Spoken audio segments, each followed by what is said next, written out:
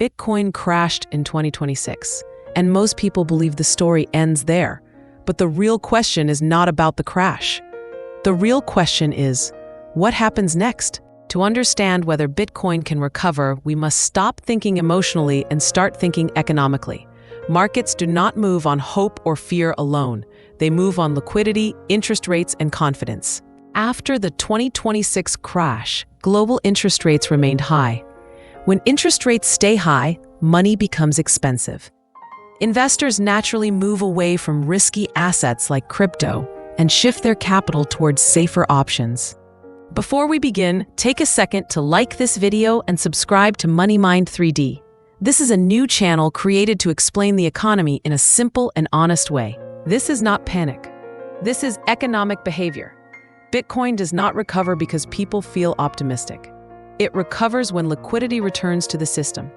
Liquidity is the fuel of all financial markets. Without it, no asset can grow sustainably. Another key factor is psychology.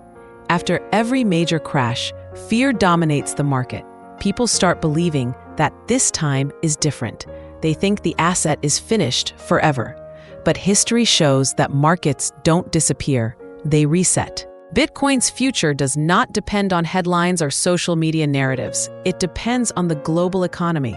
When economic pressure begins to ease, when interest rates stabilize, and when liquidity slowly returns, risk assets start breathing again. Recovery does not happen overnight. It happens quietly when most people are still afraid. That is how economic cycles work. Bitcoin may recover, or it may take longer than expected. But one thing remains clear. Markets do not die. They adapt, they reset, and they move forward with the economy.